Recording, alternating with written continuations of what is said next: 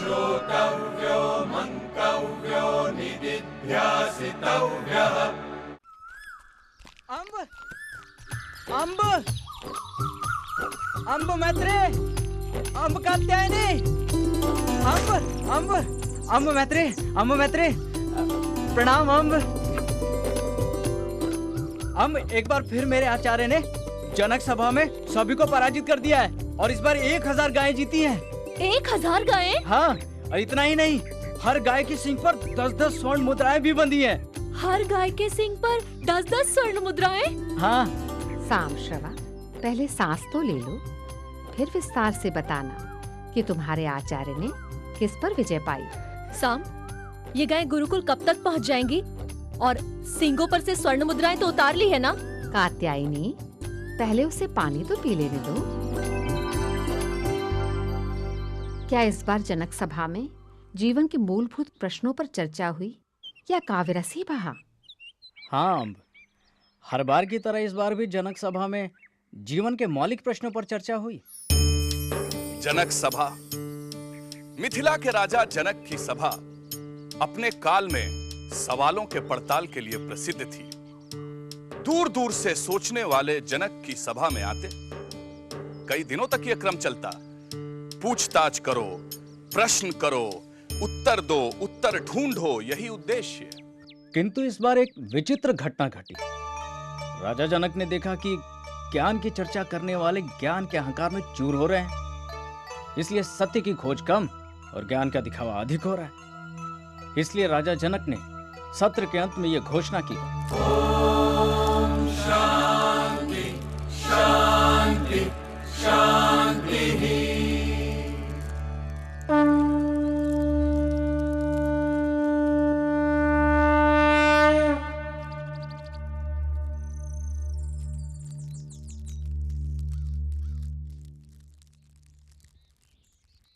जो भी स्वयं को श्रेष्ठ ब्रह्मनिष्ठ समझता हो, वो हर सींग पर 10 स्वर्ण मुद्राओं से सजी 1000 गायों को हाँक ले जाए।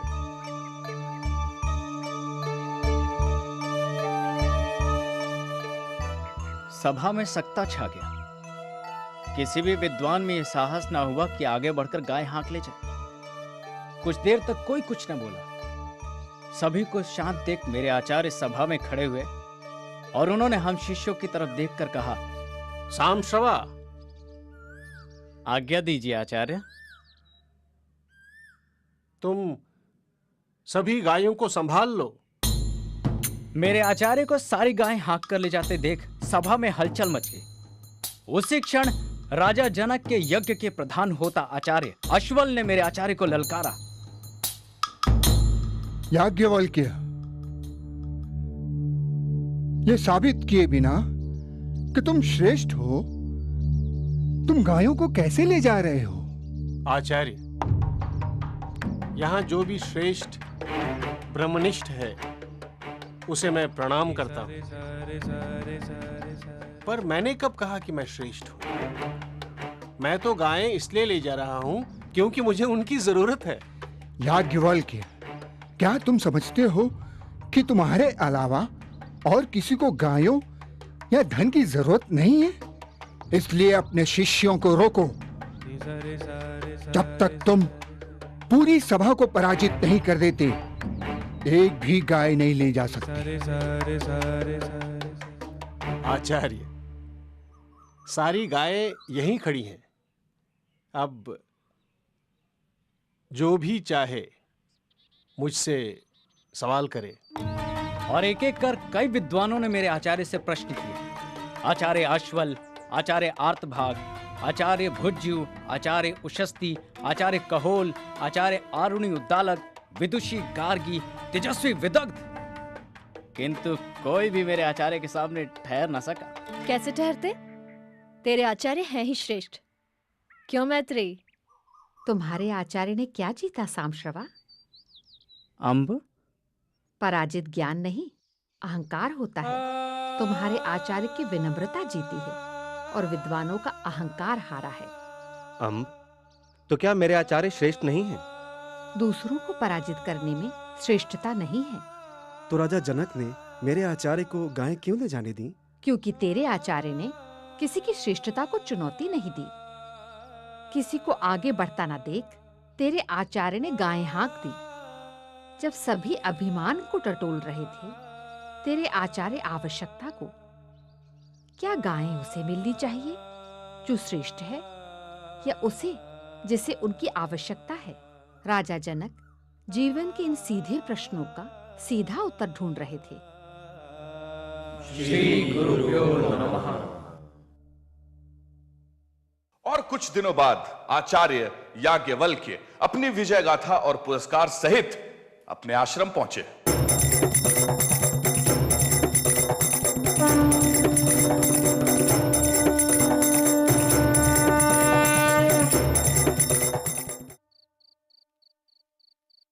हम मनुष्यता के सामने खड़े प्रश्नों के उत्तर नहीं दे पा रहे मैत्री। उल्टी शास्त्रार्थ की भूमि युद्ध भूमि में बदल रही है, जहां तलवारें नहीं चलती,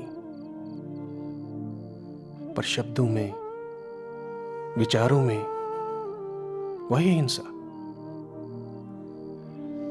दूसरे को छोटा दिखाने का कोई अवसर हम नहीं छोड़ रहे। कभी वर्ण और जाति के नाम पर, कभी रूप के नाम पर, कभी वैभव और संपदा के नाम पर, कभी ज्ञान के नाम पर दूसरों का दमन करने का मनुष्य कोई मौका नहीं छोड़ रहा। मैं सब जानता हूं, मेरा सच आखिरी सच। इस अज्ञान के बोझ को उठाए हुए वो हर जगह घूम रहा है। आदमी तलवार म्यान में रखकर तर्क करता है, फिर अपने तर्क को सच साबित करने के लिए फिर तलवार निकाल लेता है।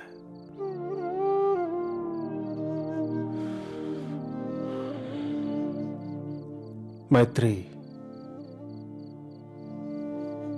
कभी कभी सोचता हूं कि क्या सच और झूठ के बीच में सिर्फ तलवार की धार जितनी दूरी है? सच अगर तलवार से नहीं मारा जा सकता, तो फिर शब्दों से हिंसा क्यों? क्या कुतर्क हिंसा नहीं है? क्या जनक सभा में किसी की मृत्यु हुई?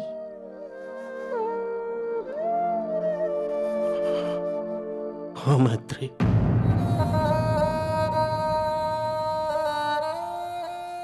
विदग्ध मारा गया। आचार्य विदग्ध, ये सभा आपके ज्ञान का सम्मान करती है, पर सभी देख रहे हैं कि आप कुतर्क कर रहे हैं। आपके प्रश्न समाप्त हो गए हैं, पर फिर भी सभा में मुझे लज्जित करने के लिए आप नाहक ही अर्थहीन प्रश्न रचे जा रहे हैं। संभव है मेरे प्रश्न समाप्त हो गए हो याज्ञवल्क्य, पर तुम्हारे पास तो प्रश्न होंगे। चाहो तो तुम ही कोई प्रश्न करो। जो मेरे प्रश्न का उत्तर नहीं दिया तो तुम्हारा सिर धड़ से अलग हो जाएगा विदग्ध।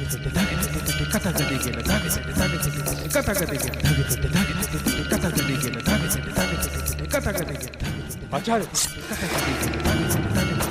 वो अवसर मैं तुम्हें नहीं दूंगा याज्ञवल्क्य। अपयश से बढ़कर कोई मृत्यु नहीं है। आचार्य शांत हो।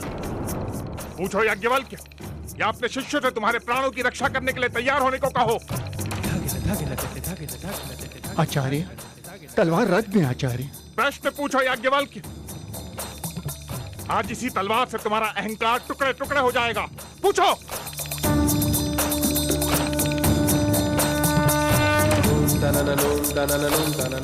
विदग्ध,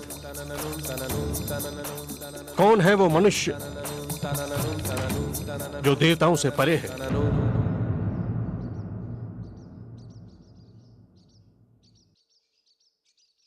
उत्तर दो विदग्ध।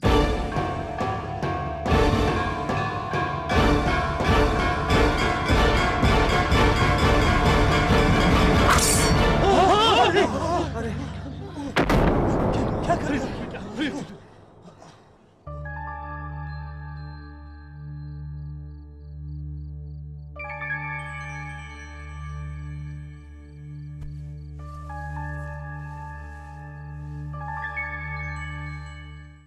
नायमात्मा प्रवचनेन लभ्यो न मेधया न बहुना श्रुतेन नायमात्मा प्रवचनेन लभ्यो न मेधया न बहुना श्रुतेन नायमात्मा प्रवचनेन लभ्यो न मेधया न बहुना श्रुतेन यमेवैष वृणुते तेन लभ्यः तस्यैष आत्मा विवृणुते तनुं स्वाम् यमेवैष वृणुते तेन लभ्यः तस्यैष आत्मा विवृणुते तनुं स्वाम्।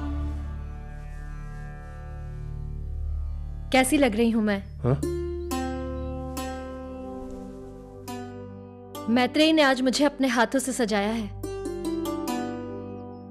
देख रहा हूं कि उम्र के साथ साथ तुम और अधिक सुंदर दिखने का प्रयत्न कर रही हो।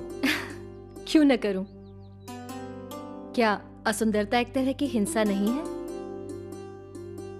क्या सुंदरता आपको सुख नहीं देती? और फिर किसके लिए करती हूं मैं ये सब? आप ही के लिए। बताइए, आपने मुझे क्यों बुलाया? कात्यायनी,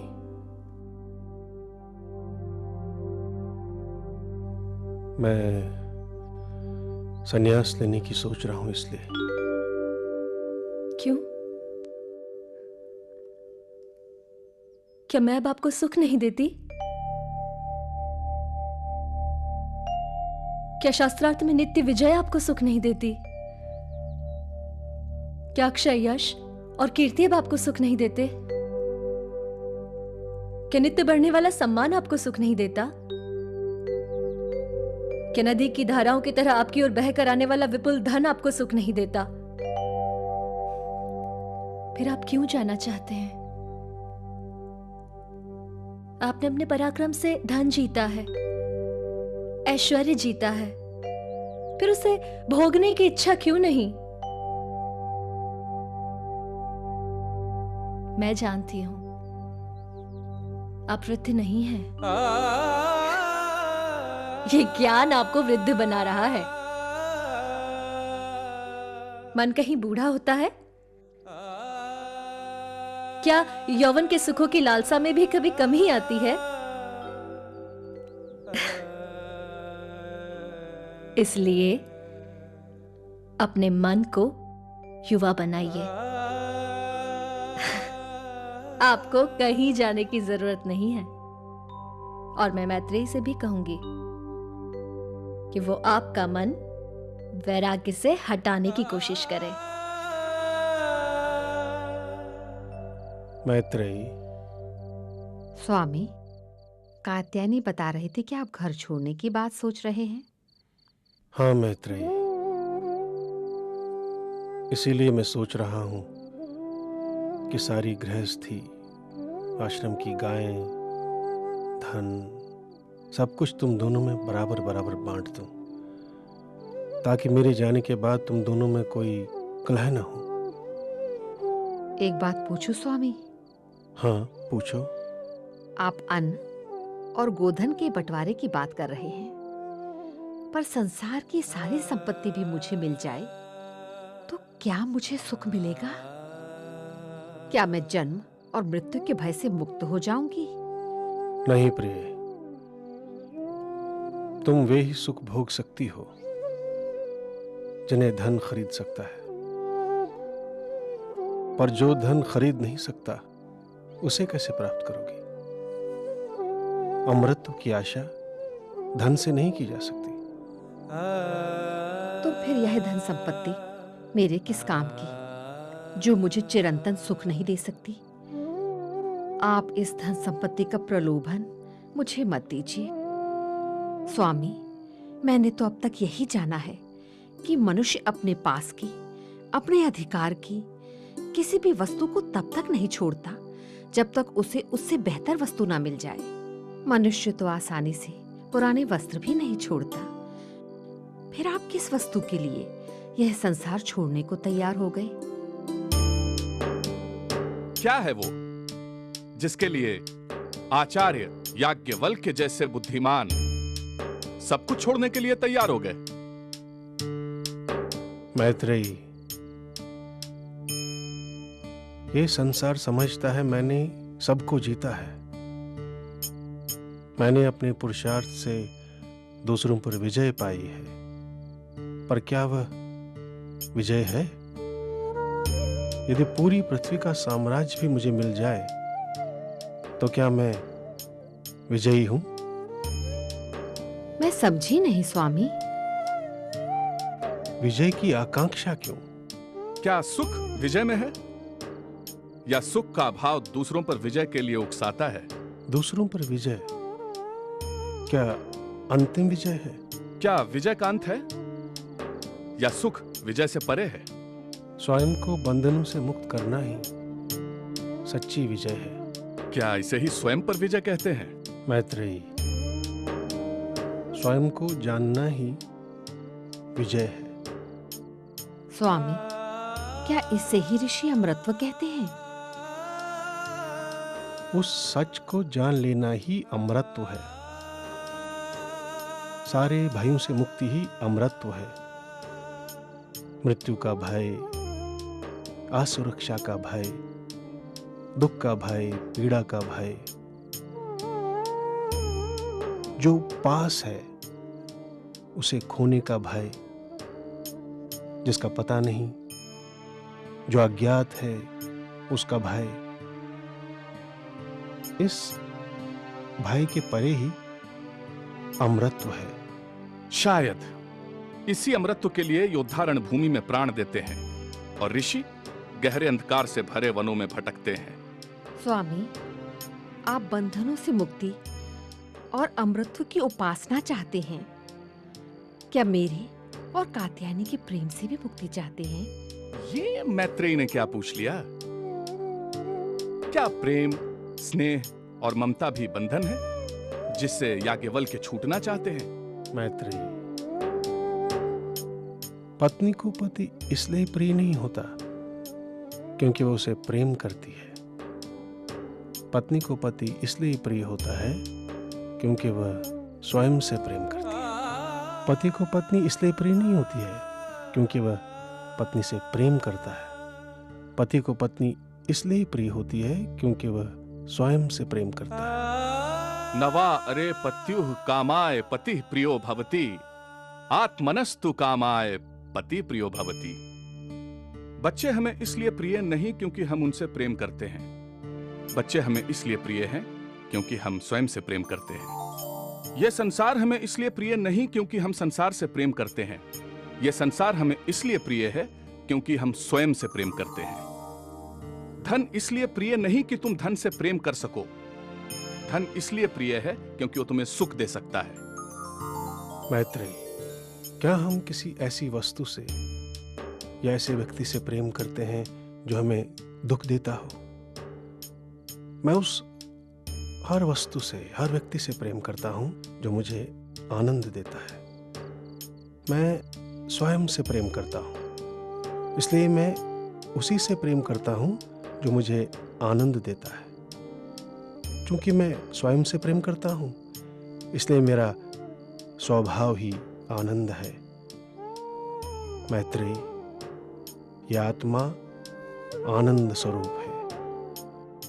इसलिए मैत्रेयी, इस आत्मा को, इस आनंद को जानो। ये सारा संसार ही उस स्वयं के लिए है। इसलिए मैं सारे सुख, सारे दुख छोड़े जा रहा हूं। मैं दुख और सुख के परे जा रहा हूं। आत्मार्थे पृथ्वीम त्यजेत।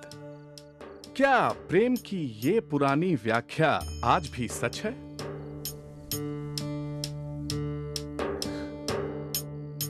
यदि आप दोनों की आत्मा और अमरत्व की चर्चा खत्म हो गई हो तो भोजन तैयार है। और हाँ, अगर आप भूल गए हो तो याद दिला दूं, कल शास्त्रार्थ के लिए आपको और एक आमंत्रण है। आपको चिंता न होगी, पर मुझे है कि आश्रम के लिए चावल कहां से आएगा। आत्मावारे द्रष्टव्यः श्रोतव्यो मंतव्यो निदिध्यासितव्यः। यह आत्मा ही देखने, सुनने और ध्यान करने योग्य है। जन्म से किसी का वर्ण निश्चित नहीं होता। क्या है प्राचीन भारत की वर्ण व्यवस्था, क्या है वर्ण की मनोवैज्ञानिक अवधारणा, देखिए अगले प्रकरण में विष्णुगुप्त के माध्यम से वर्ण की व्याख्या। यस्य प्रसादात् भवमङ्गलार्था प्रसूत गङ्गोपनिषत् विशुद्धा समर्पयामो गुरुचिन्मयाय भूयात् प्रसन्नः स शिवस्वरूपः भूयात् प्रसन्नः स शिवस्वरूपः।